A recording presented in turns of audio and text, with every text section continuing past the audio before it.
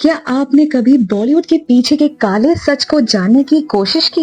इस वीडियो में हम जानेंगे बॉलीवुड और अंडरवर्ल्ड के बीच का कनेक्शन। बात करेंगे कई सारे सुपरस्टार एक्टर्स के बारे में जो कनेक्टेड थे एक टाइम में अंडरवर्ल्ड के साथ। तो चलिए शुरू करते हैं। चाहे सीक्रेट डील्स हो या फिर जान से मार देने वाली धमकियां, क्या है इन सब चीजों के बीच का कनेक्शन? संजय दत्त, अनिल कपूर, ऋषि कपूर, सलमान खान जैसे बड़े बड़े एक्टर्स का नाम जुड़ा है इन अंडरवर्ल्ड डॉन्स के साथ। कई सारी एक्ट्रेस तो नाम कमाने के लिए और मूवीज के लिए भी खुद से अपने आप को अंडरवर्ल्ड डॉन्स के हवाले कर देती थी। माफियाज और शो बिजनेस के बीच की ये साठगांठ काफी पुरानी है।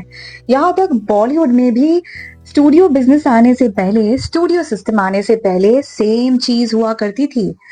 बॉलीवुड में ये इसकी शुरुआत होती है 1960s में, क्योंकि बैंक्स तब लोन प्रोवाइड नहीं करती थी फिल्म मेकिंग के लिए। फिल्म मेकिंग को एज ए प्रोफेशन दर्जा नहीं मिला हुआ था, जिसकी वजह से फंडिंग के लिए अंडरवर्ल्ड के पास जाना पड़ता था प्रोड्यूसर डायरेक्टर्स को।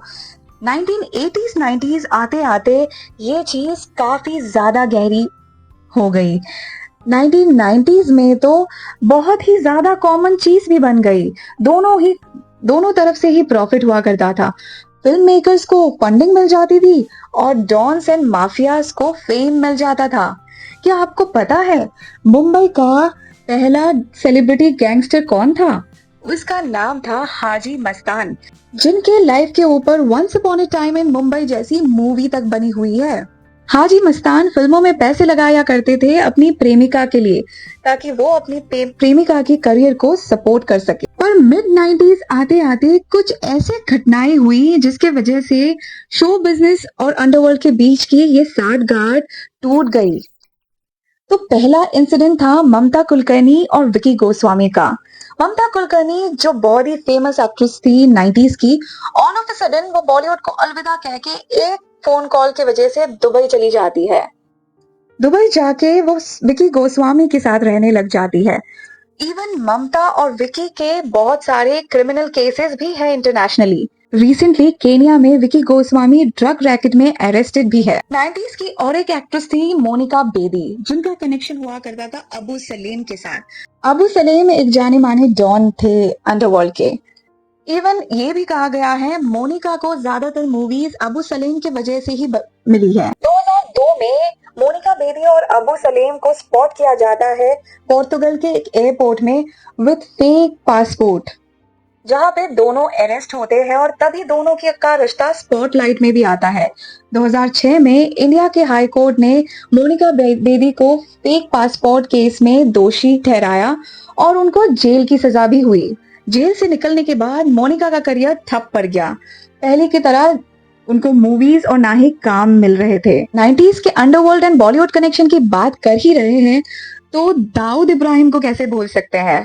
जी हाँ, दाऊद इब्राहिम, जिनके बारे में ऑलमोस्ट सभी को पता है। उनका पहला कनेक्शन था अनीता आयूब नाम की एक एक्ट्रेस के साथ। खैर एक्ट्रेस नहीं कह सकते, एक ब्यूटी पैजेंट कंटेस्टेंट थी, जिनके चक्कर में एक जाने माने निर्देशक को गोली भी मार दी दाऊद के लोगों ने। तो 1995 की बात है जब जावेद सिद्दीकी ने अनीता आयूब को अपनी मूवी में कास्ट करने से इनकार कर दिया और इसी वजह से दाऊद के आदमी ने जावेद सिद्दीकी को दिन दहाड़े गोली मार दी। ऐसे ही और एक एक्ट्रेस हुआ करती थी मंदाकिनी, जिनका राम तेरी गंगा मैली का वाटरफॉल सीन अभी भी बहुत ज्यादा फेमस है। तो उनका कनेक्शन भी था दाऊद इब्राहिम के साथ, जिनकी वजह से उनको काफी सारी मूवीज मिलती गई बॉलीवुड में।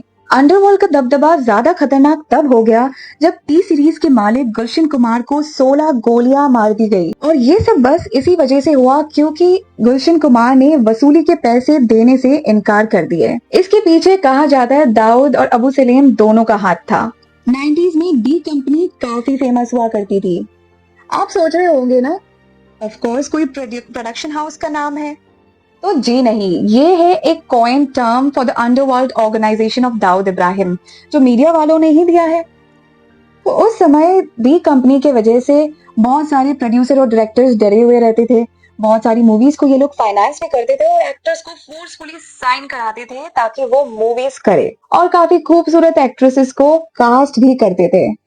इवन दाऊद की ये डी कंपनी 2011 में फोर्ब्स के 10 अनवांटेड लिस्ट के 3 नंबर पे है ये कंपनी। महेश भट्ट, बोनी कपूर जैसे डायरेक्टर और प्रोड्यूसर्स को भी वसूली के पैसे एक पॉइंट पे देने पड़ गए थे।